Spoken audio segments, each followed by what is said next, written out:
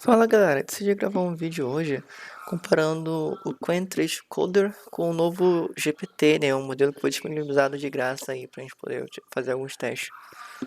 Bom, o teste que eu fiz foi basicamente pedir para ele criar um clone, né, do Duolingo, né, em React. Como vocês podem ver, o modelo do GPT, o GPT-OS, né, eu utilizei um modelo de 20 bilhões de parâmetros, né, e ele é um modelo pensante, né, então ele sempre vai gerar esse thinking, né, aqui no início da frase, depois ele vai, tipo, processar de fato o que você escreveu inicialmente, né. Então aqui ele vai falando, tipo, ele quer um clone e tal, vai explicando que, tipo, não é tão simples, ele vai fazer só ele define os componentes, estado, que vai precisar ter uma rota e etc. E aqui ele começa. Cara, como vocês podem ver, ele começa a tipo, definir toda uma estrutura complexa, etc. Tipo, definir corretamente o que precisa ser feito, né? Que precisa ter uma liaison data para ser utilizado em um local. Né? E aqui ele começa, ele fala para a gente fazer o bootstrap do projeto utilizando o Vite, né? Passando o parâmetro de template do React, pedindo para adicionar algumas dependências, né? Aqui ele já foi meio que configurando, né? O Tailwind, adicionou também umas informações de CSS, definiu que o esquema de pasta, né, será desse formato, como vocês podem ver eu repliquei tudinho. Tá? Aí que ele definiu, pediu para criar esse reducer, o context,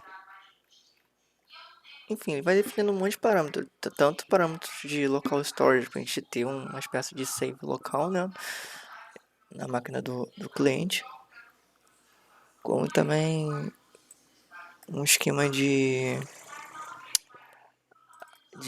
provider, né, de contexto, perdão, que o React fornece para a gente.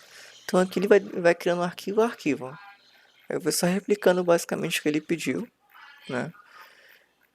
E, bom, vamos lá. Os arquivos foram esses aqui gerados. Igual eu comentei, eu codei Ctrl+C, Ctrl+V. Ele gerou alguns bugs, mas sim, foi bem pouco, né? Eu já trabalho na área de programação, então para mim foi bem rápido ajustar, né?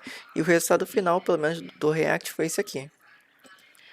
Você pode ver que tipo, criou um título, né? Um header aqui, né? Ele criou o sistema de profile, né? Pediu para logar, vou fazer o login.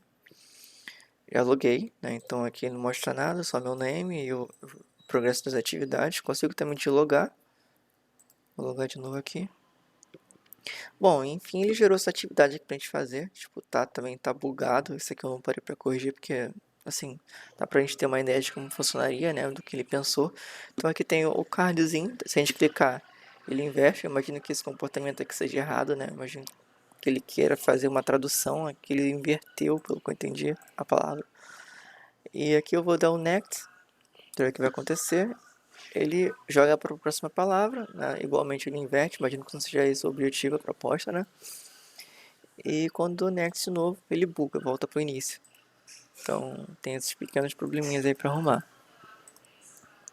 Aí vamos ver como ficou, né? O... No Queen 3.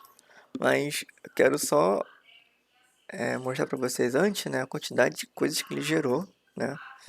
Versus o que ele gerou no Queen 3. Dá pra ver que ele fez algo bem mais enxuto, né? Eu utilizei o mesmo prompt, o modelo é o Queen 3 Coder com 30 bilhões de parâmetros. Eu botei esse prompt aqui, não especifiquei nada, né? Mesmo cenário, mesmo prompt. E ele criou basicamente esses arquivos aqui, o app. Então ele definiu algumas coisinhas e tal. Controle de estado, etc. Ele criou basicamente um arquivão raiz com tudo tudo que era necessário. Gerou o CSS também e tal. Bastante coisa.